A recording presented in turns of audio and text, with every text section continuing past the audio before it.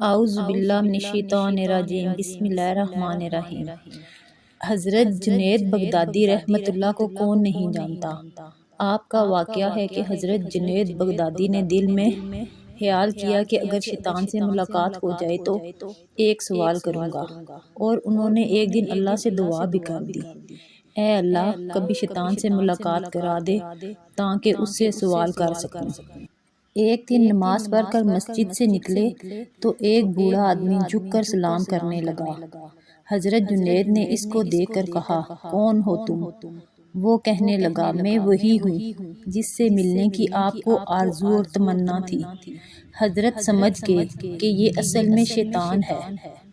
شیطان نے کہا کہ آپ مجھ سے کیوں ملنا چاہتے تھے؟ حضرت جنید رحمت اللہ نے کہا کہ میرے ذہن میں تیرے متعلق ایک سوال ہے۔ سوال یہ ہے کہ جب اللہ نے تجھے حضرت آدم علیہ السلام کو سجدہ کرنے کا حکم دیا تو میری سمجھ میں نہیں آتا کہ آخر تجھے کس چیز نے اللہ کا حکم ماننے سے منع کیا؟ کیوں تو نے سجدہ نہیں کیا؟ کیا تو اللہ کی عظمت کو نہیں جانتا؟ ارے تجھے اللہ کی معرفت حاصل تھی، اللہ کی عظمتوں اور جلالتوں سے تو واقف تھا۔ اس قدر اللہ سے قربت رکھنے کے باوجود جب اللہ نے تجھے حکم دیا آدم کو سجدہ کر تو نے کیوں سجدہ نہیں کیا؟ اس پر شیطان کا جواب کیا تھا وہ سننے کے قابل ہے۔ اس کے جواب نے کچھ دیر کے لیے حضرت جنید کے ہوش اڑا دیے۔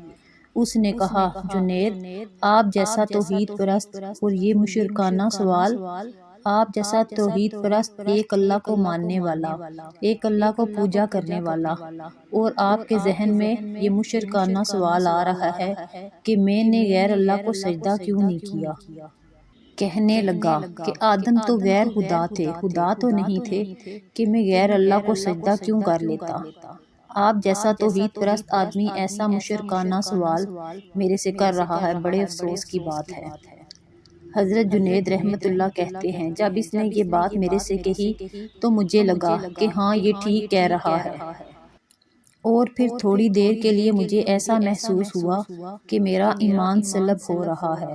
اس لیے میں سناٹے میں پڑ گیا، ہوش و حواس باقی نہ رہے۔ میں سوچنے لگا اس کو کیا جواب دے سکتا ہوں، اس لیے جب وہ کہہ رہا ہے کہ جب تم ایک اللہ کو ماننے والے ہو اور مجھے پوچھتے ہو کہ آدم علیہ السلام کو سجدہ کیوں نہیں کیا؟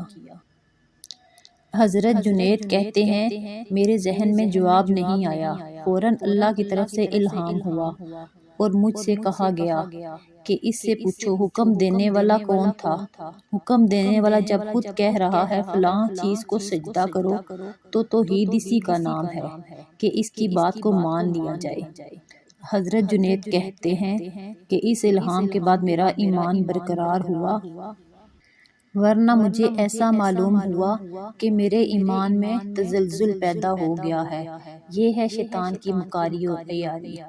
نہ ولیوں کو چھوڑا، نہ غوث و کتب و ابدال کو چھوڑا، نہ انبیاء کرام علیہ السلام کو چھوڑا۔